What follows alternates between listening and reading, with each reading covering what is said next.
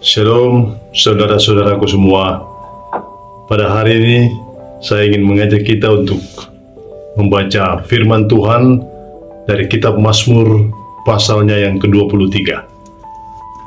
Tuhan gembalaku yang baik. Tuhan adalah gembalaku, takkan kekurangan aku. Ia membaringkan aku di padang yang berumput hijau. Ia membimbing aku ke air yang tenang.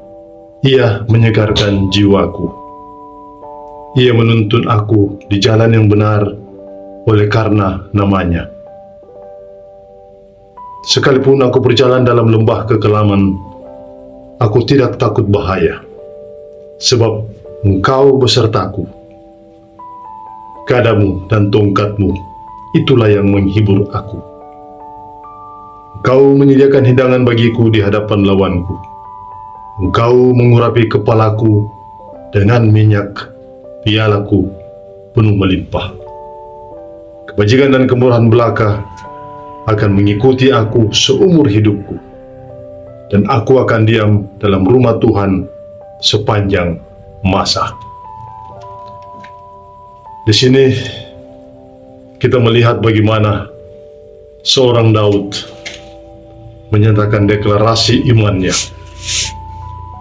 Dia katakan, Tuhan adalah gembalaku, takkan kekurangan aku. Kita tahu sebagai seorang raja, Daud adalah seorang yang sangat berkuasa. Titahnya itu adalah perintah yang agung yang harus dipatuhi oleh seluruh orang-orang yang ada di kerajaan Israel, karena Daud adalah seorang raja. Dia adalah seorang pemimpin besar umat Tuhan. Namun, di dalam kelimpahan itu, dia mengatakan, Tuhan adalah gembalaku, takkan kekurangan aku. Di sini Daud mengakui bahwa segala apa yang dia punya, segala apa yang dia peroleh adalah pemberian dari Tuhan. Tuhan adalah gembalaku, takkan kekurangan aku. Dengan segala kerendahan hati, dia mendeklarasikan imannya bahwa Tuhanlah gembalanya, Tuhanlah kekuatannya. Ia membaringkan aku di padang yang berumput hijau. Seorang raja seperti Daud tentu selalu ada dalam kelimpahan, namun di sini dia menggambarkan bahwa Tuhanlah yang membaringkan dia di padang yang berumput hijau. Dia mengandaikan sebagaimana seekor domba, seekor lembu, seekor kambing yang rindu akan rumput hijau, yang memberikan mereka nutrisi, makanan yang sehat. Demikian juga dia menyatakan bahwa Tuhanlah yang menyediakan segala keperluan makanan dan minuman yang tersedia di hadapannya. Dalam kerendahan hatinya, Daud mengakui bahwa Tuhanlah sumber berkatku, Tuhanlah penyediaku. Di sini kita patut untuk meneladani seorang Daud. Dia tidak sombong, namun dengan segala kerendahan hati dia mengakui bahwa sumber berkatku bersumber dari Tuhan, Allah pencipta langit dan bumi. Bagaimanakah kita semua, saudara-saudara? Apakah kita sudah memperkatakan itu di dalam hari-hari kita? Ketika Tuhan mencukupkan kebutuhan kita, kita mengatakan, Tuhan adalah gembalaku, takkan kekurangan aku. Ia membaringkan aku di padang yang berumput hijau. Kemudian Daud melanjutkan, Ia membimbing aku ke air yang tenang, Ia menyegarkan jiwaku. Air di sini melambangkan sesuatu yang bersifat kudus, yang menyucikan, yang membersihkan. Itu adalah roh Tuhan yang menyucikan Daud. Daud mengatakan, jangan ambil rohmu daripada aku. Di sini Daud mengetahui persis bahwa bagaimana roh Tuhan yang ada padanya itu senantiasa menyegarkan jiwanya. Dia tidak pernah merasa sendiri karena dia percaya roh Tuhan yang menyegarkan jiwanya, memberikan dia sukacita memberikan dia damai sejahtera, memberikan dia kebahagiaan surgawi, karena roh Tuhan ada padanya. Bagaimana kita, saudara-saudara sekalian?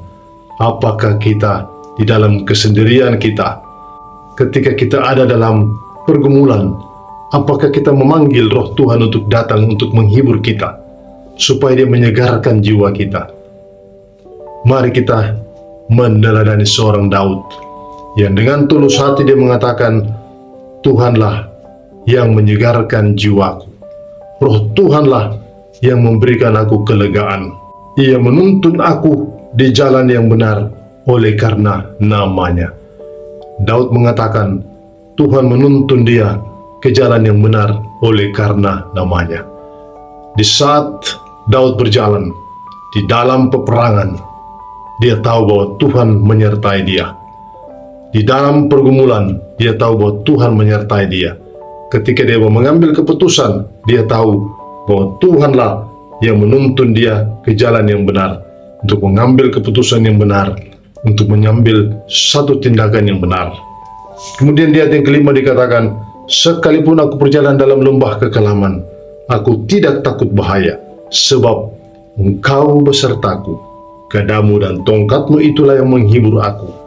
Di sini kita melihat satu perbedaan, di mana dalam lembah kekelaman melambangkan satu pergumulan yang luar biasa berat bagi seorang Daud.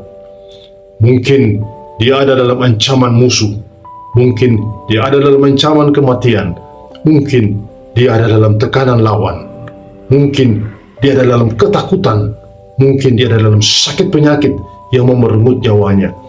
Dalam lembah kekelaman, Daud mengatakan, Engkau besertaku. Ya, Engkau besertaku menunjukkan betapa dekat Tuhan bagi Daud. Kalau di ayat pertama dan ketiga dia mengatakan iya, dia mengatakan Tuhan dengan iya, itu adalah kata ganti orang ketiga, iya. Tapi dalam pergumulan, di dalam kekelaman, di dalam ketakutan, di dalam ancaman, dia percaya bahwa Tuhan ada di samping dia, ada di depan dia. Oleh karena itu dia mengatakan, Engkau besertaku, gadamu dan tongkatmu itulah yang menghibur aku. Kita tahu Yesus Kristus adalah Immanuel, yang berarti Allah beserta kita. Di sini Daud sudah mengatakan, Kristus, Engkau besertaku. Tuhan Yesus, Engkau besertaku. Engkau ada dekatku, Engkau menolong aku, Engkau mendukung aku, Engkau melindungi aku di tengah-tengah mara bahaya. Saudara-saudara sekalian, oleh karena itu, marilah kiranya firman Tuhan pada hari ini memberikan kita satu keyakinan untuk terus berkarya dimanapun kita berada. Apapun yang kita kerjakan, ingatlah bahwa firman Tuhan menjadi kekuatan dalam kehidupan kita. Dia selalu ada untuk menyertai engkau, untuk memberikan berkat bagimu. Bahkan ketika engkau ada dalam mara bahaya, Dia ada bersama-sama dengan engkau, akan meluputkan engkau, akan menolong dan melindungi engkau. Berjalanlah terus bersama Tuhan. Tuhan Yesus beserta kita. Amin.